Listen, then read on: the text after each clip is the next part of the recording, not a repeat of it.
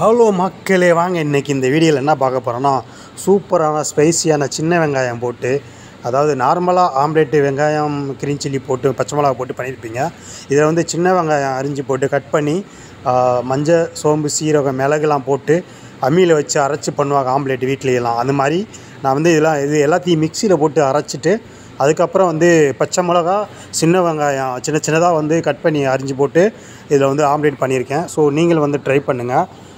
இது மாதிரி அதாவது வந்து மிளகு, மஞ்சள், சீரகம், சோம்பு இதெல்லாம் வந்து மிக்சியில் போட்டு கொஞ்சம் அடித்து பவுட்ரு பண்ணிவிட்டு போட்டிருக்கேன். ஸோ இதில் வந்து இப்போ வந்து சின்ன வெங்காயம் கட் பண்ணி போடுறேன். சின்ன வெங்காயமும் பச்சை மிளகாவும் சின்னதாக கட் பண்ணி போட்டு ஸோ ஆம்லேட் பண்ணுறேன். ஸோ இது மாதிரி ஊரில் வந்து நிறையா வந்து வீட்டில் வந்து செஞ்சு சாப்பிட்டோம், செம்ம டேஸ்ட்டாக இருக்கும். அதாவது நார்மலாக கடையில் காமனாக பண்ணுவாங்க, சும்மா பேருக்கு 2 வெங்காயம் ஒரு பச்சை மிளகா போட்டு பண்ணி கொடுப்பாங்க. அது அவ்வளோவா டேஸ்ட்டாக இருக்காது. ஸோ இது மாதிரி நீங்கள் செஞ்சு சாப்பிட்டு பாருங்கள், உங்களுக்கு திரும்ப செய்ய தோணும். இது மாதிரி செஞ்சு சாப்பிடணும்னு தோணும். ஸோ பண்ணி பாருங்கள், செஞ்சு பாருங்கள்.